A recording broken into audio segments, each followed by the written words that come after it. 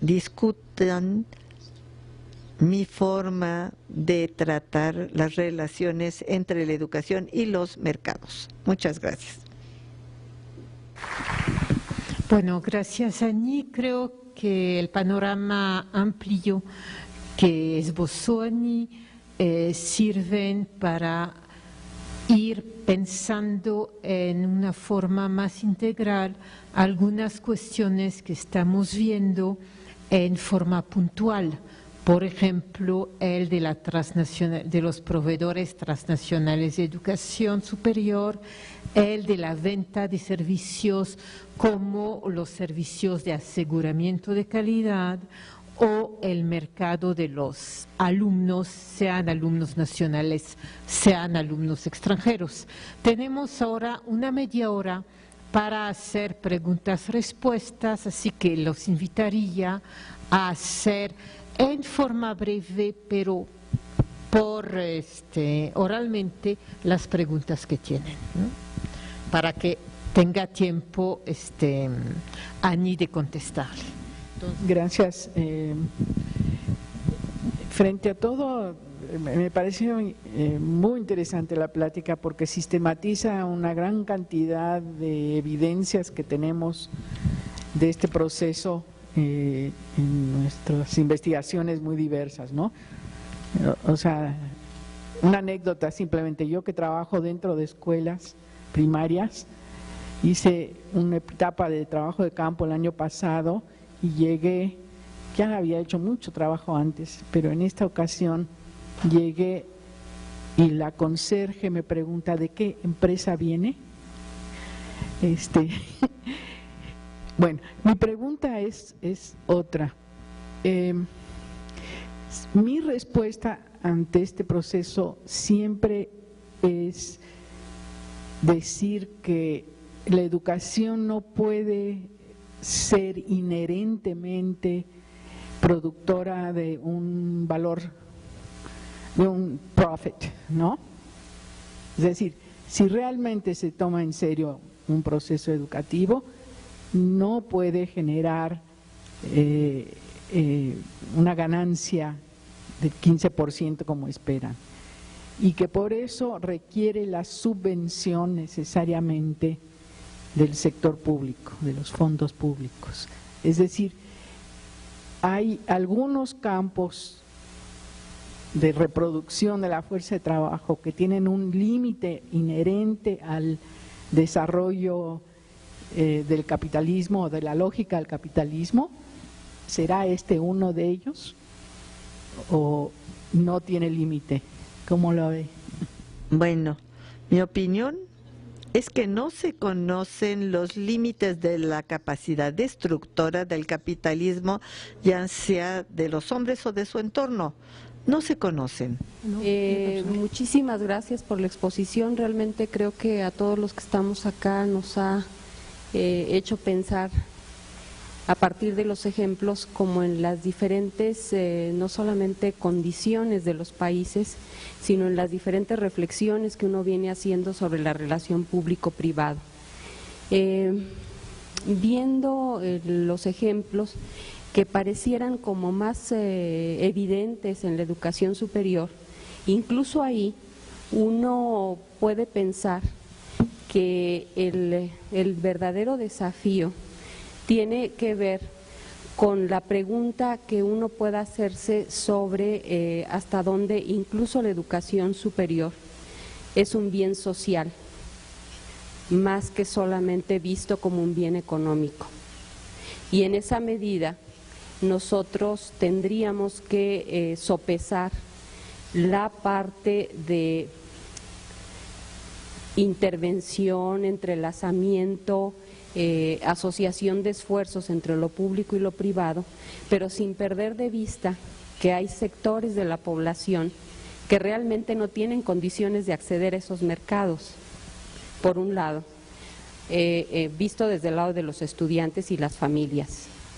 Visto desde el lado de las instituciones, uno se preguntaría también qué pasaría bajo esta lógica, digamos, más mercantil, con instituciones que están emergiendo en lugares donde la demanda por educación no está pudiendo ser plenamente atendida por el sector público, pero donde al mismo tiempo se regulan mutuamente.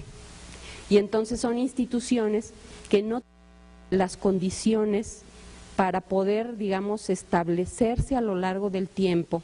Muchas de ellas están apenas iniciando un proceso de construcción institucional cuando vienen estos cambios en la relación oferta-demanda que hacen que omitan, cancelen carreras, que tengan escasa población, que solo inviertan en cierto tipo de oferta educativa. Y entonces ahí está siempre presente la reflexión de hasta dónde y cómo mercados y Estado pueden estar interviniendo para poder dar una adecuada atención más allá de la parte lucrativa. Digo, las instituciones públicas incluso están también entrando en una lógica en la cual cada vez más y sobre todo el sector de instituciones descentralizadas que están surgiendo desde los años 90 acá, tienen una nueva forma de estructura económica en donde están también trabajando por incorporar la parte de ingresos propios, pero esto siempre está, digamos, con grandes dificultades para poderse sostener. Y vuelvo a la parte inicial, es hasta dónde no debemos olvidar que la educación, incluso la superior, es un bien social. O sea, usted planteó varias preguntas interesantes. No comprendí muy bien su último punto sobre las instituciones. La última parte, ¿la puede repetir? La última. Oui, je parlais un secteur. Que en el caso de México, en educación superior, ha emergido desde los años 1990 y es un sector que está bajo la figura de organismo descentralizado de los estados que integran el país. Este sector está surgiendo como una nueva forma de atención también a la demanda de educación superior. Tiene como componente interesante el hecho de que cobran colegiaturas, cosa que, por ejemplo, en instituciones como la UNAM es muy difícil plantear una elevación de las colegiaturas por todo lo que implica en términos políticos. Este sector en los estados sí está pudiendo hacerlo y en algunos casos diría que incluso las colegiaturas que cobran son superiores o similares a las de aquellas instituciones privadas que están asentadas en el mismo lugar.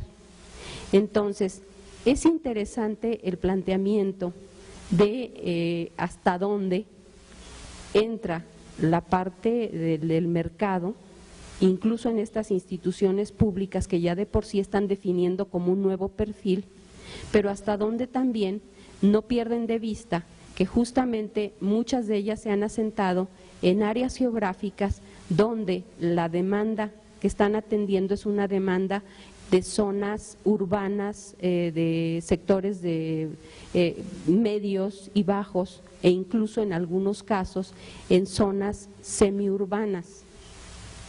Y que por eso, bueno, reflexiono hasta qué punto ahí plantear una situación, por ejemplo, de vouchers o estas cosas implicaría un grado de dificultad para que estas instituciones sigan avanzando en la lógica en la que ya van, cobrando sus colegiaturas y viendo hasta dónde pueden ir consolidándose a lo largo del tiempo antes de plantearse nuevos procesos. Pienso, pero quizá me equivoco, que usted se refiere a un movimiento bastante general que es que ponen en competencia a instituciones públicas y privadas, las dos con posibilidad, y las instituciones públicas teniendo la posibilidad de encontrar recursos extrapresupuestales en las colegiaturas de los estudiantes.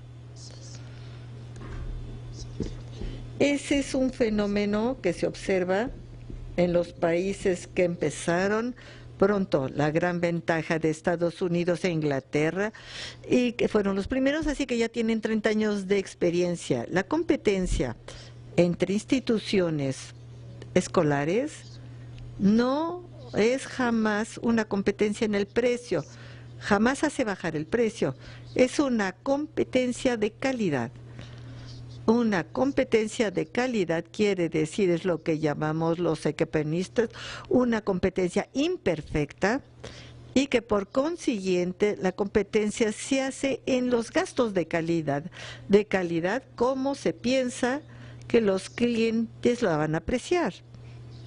Podemos tener muy fácilmente, como muchas veces es el caso en Estados Unidos, instituciones que aumentan constantemente sus colegiaturas porque ofrecen un jacuzzi o un grupo de teatro, o sea, todas las amenities, como les dice, y los precios suben, pero la demanda de escolaridad es inelástica en relación con el precio.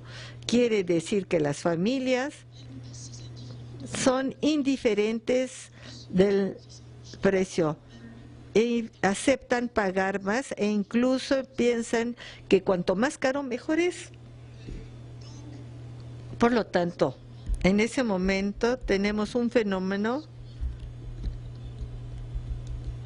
que les de algunos que gastan muchísimo en educación y otros que quisieran hacerlo, pero que se encuentran limitados por el hecho de que la educación o la demanda de educación tiene una fuerte elasticidad de ingresos. Quiere decir que si los ingresos son bajos, la demanda va a ser baja y ya no es el precio lo que cuenta, sino los ingresos. Y lo que está produciendo es un fenómeno de polarización entre dos lados. Una educación muy cara y cada vez más cara, y otra vez una educación low cost, donde hay un abandono creciente por los estudiantes antes de llegar a la universidad. El nivel de abandono escolar rápidamente aumenta, al mismo tiempo que aumenta la demanda de inscripción en las instituciones de lujo. Hay una polarización de los ingresos, eso lo refleja, cada vez hay más ricos y más pobres. Ese es el fenómeno. Esa es una de las preguntas, creo yo, que usted planteó. ¿Respondí a esa pregunta? ¿Hasta dónde esa transparencia también puede ser objeto de simulación? ¿De simulación?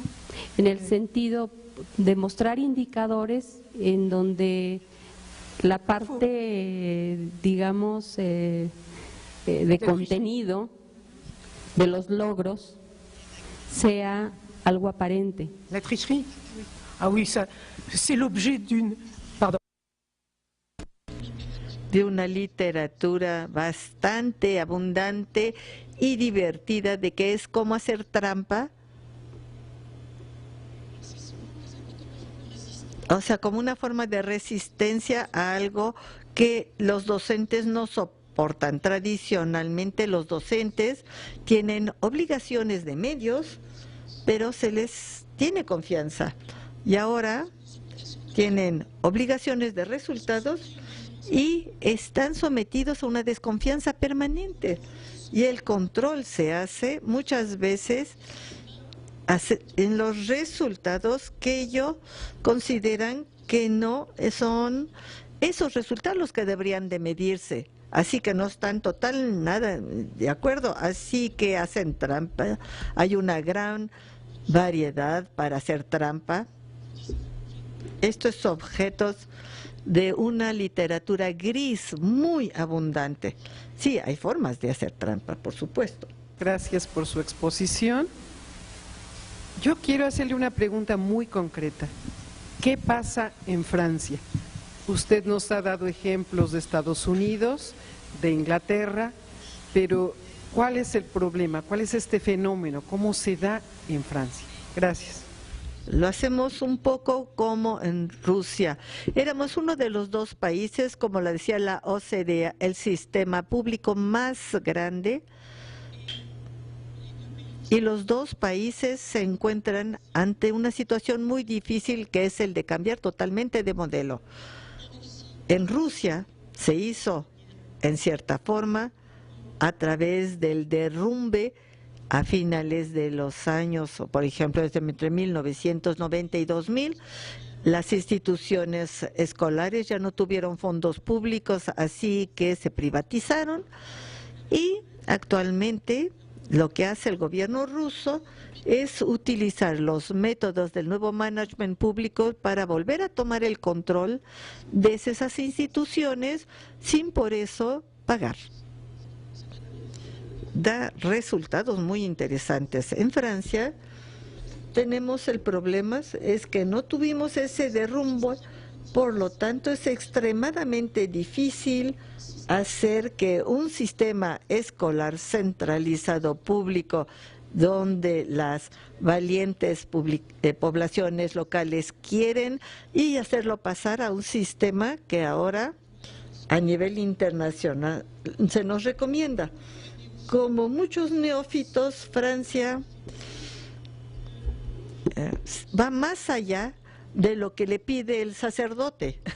O sea que hacemos las cosas todavía más radicales que lo que se hacen en el extranjero. O sea que el resultado muchas veces, no sé cómo decírselo, pero lo que hace en particular en la Francia es escoger una solución, parece ser, hasta ahora, pero de un gobierno a otro ya no se sabe, que consiste en favorecer masivamente un pequeño grupo de universidades de élite que es de estatus y de tamaño internacional. O sea, construir campeones nacionales en el mercado mundial, de como se llama en Francia una universidad de élite a nivel nacional, es simplemente una universidad que está bien colocada en la clasificación de Shanghái.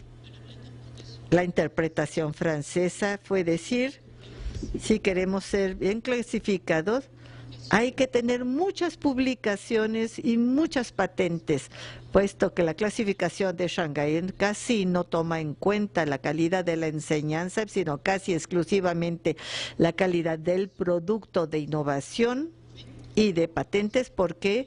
Porque la propiedad intelectual es en este momento un fenómeno masivo de utilidades mundiales. Entonces, Francia quiere agrupar instituciones para tener el número de publicaciones que nos va a permitir subir en la escala de clasificación de Shanghái. Esa es la solución que se escogió y, según mi humilde opinión, es una solución catastrófica, pero no se puede todavía en Francia privatizar masivamente. Ya hay un sector privatizado en las escuelas de ingenieros de administración que son compradas por grupos multinacionales, o sea, transnacionales, a nivel de las universidades que no se escogen como campeones. Entonces quisiera decir que más bien estamos prefiriendo el low cost como en otros países, porque actualmente hay una sobreproducción mundial de personal a nivel universitario, por lo tanto no se necesita producirlos y sostenerlos, solo necesitamos de pequeños grupos de innovadores y científicos de muy alto nivel. Así que podemos dejar a las otras universidades de que salgan como puedan. Entonces, no solo ellas, también ocurrió en Alemania, cuando un departamento, ya sea de investigación o de enseñanza, no es un centro de utilidades suficientes que cueste demasiado caro, entonces lo que se hace se le cierra. Ese es el principio. Pero el resultado no es solo en Francia, lo cual es verdaderamente triste, es que vemos sectores enteros de saberes y culturas locales que se pierden. En cambio, con el benchmarking y con los palmarés, hay una tendencia de la convergencia de los contenidos de la enseñanza en el mundo entero, lo que permite a las empresas y a los capitales que ellos pueden instalarse en cualquier parte en el mundo, el tener la misma mano de obra calibrada y calificada, que es la misma en todas partes. Y claro, esto se agrega al problema de la extraversión cultural de los países, puesto que todo se orienta hacia una sola cultura dominante que está centrada en la competencia internacional. Muy buenas tardes. Gracias por la exposición. Tenía dos preguntas, pero como ya es tarde voy a hacer solo una. Y no sé si desarrollarla, más bien creo que no, voy a ir directo a la pregunta. Me parece interesante que durante la exposición se puso mucho énfasis en los efectos de la relación entre los mercados y la educación respecto a la enseñanza. Se hicieron varias menciones también sobre el problema de investigación, pero sobre todo en el tema de la investigación es donde quisiera hacer mi pregunta. Hubo dos menciones sobre el asunto de las patentes, y mi pregunta tiene que ver con lo siguiente. México es un país con una baja producción de patentes, en buena medida porque la mayor parte de la investigación científica y tecnológica se realiza en las universidades públicas y existe una escasa vinculación entre las universidades públicas y las empresas privadas. Ahí viene mi pregunta. Entiendo que en los contextos nacionales que usted explicó en su conferencia, la investigación en buena medida también corre a cargo de empresas privadas. En México no. Sin embargo, el tema donde quisiera que abundara es en la idea de la patente como un bien privado cuando es producida en una universidad pública, con o sin vinculación con el sector empresarial privado. Quisiera que abundara sobre ese, o que nos ilustrara con algún comentario al respecto. Sería esa la pregunta nada más. Es una pregunta difícil, pero ante todo puedo decir, la investigación se hace sobre todo dans les universités publiques, en las universidades públicas. O sea que la investigación se hace en las universidades públicas, pero hay dos tipos de investigación. Hay la investigación fundamental donde las empresas no están listas a pagar. Y para el resto, en todo lo que es investigación y desarrollo, muchas empresas cierran sus departamentos de investigación y desarrollo para subcontratar en las universidades públicas. Y este tipo de cosas atraen mucho a las universidades públicas. ¿Por qué? Porque necesitan dinero y prestigio. Tener un contrato con una empresa importante es un elemento de prestigio para una universidad. El problema es que no siempre es un recurso financiero y en muchos casos que leí para Inglaterra, para Francia y Estados Unidos, en muchos casos la universidad suministra esos servicios con pérdidas En ciertos casos, dicen las empresas, nos cuesta menos 10% que lo que nos hubiera costado en la propia empresa. Y muchas veces el financiamiento de esta producción destinada para las empresas se toma en las colegiaturas de los estudiantes. Un trabajo de una colega de la Universidad de Santa Bárbara demostró que la producción y los contratos con empresas privadas, de hecho, estaban financiadas en gran parte por las colegiaturas de los estudiantes de primer ciclo, o sea, licenciatura, en el Departamento de Humanidades. Así que tenemos fenómenos de transferencia de fondos, o sea, que no siempre es rentable, muy lejos de eso, y eso puede causar no solo una extracción de fondos públicos hacia las empresas que subcontratan y que celebran contratos, y también pueden llevar a la investigación de las universidades a volverse estrechamente dependientes, incluso la investigación básica de la demanda de las compañías. Por otra parte, hay un gran problema, que es el de la propiedad intelectual.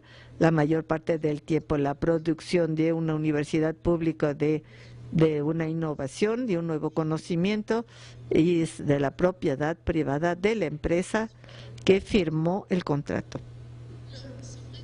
Es cierto que en ciertos casos, y ya no sé desde cuándo en los Estados Unidos, y no sé si se tenga en Francia, tengo que ver, eso forma parte de las preguntas que no tengo detalles, pero quería trabajar en esto.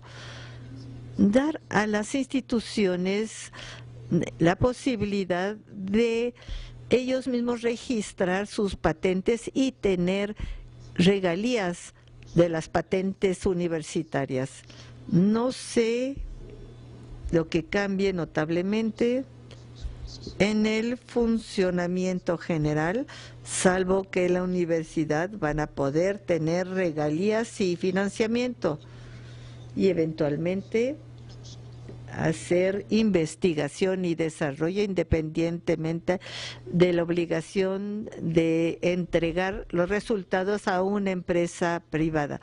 Pero ese es un tema que no puedo realmente abundar porque no conozco tan bien. Agradeciendo a Annie. Mañana habrá una sesión del seminario a las 10 para los alumnos míos, pero también para todos los que están interesados. Gracias, Annie.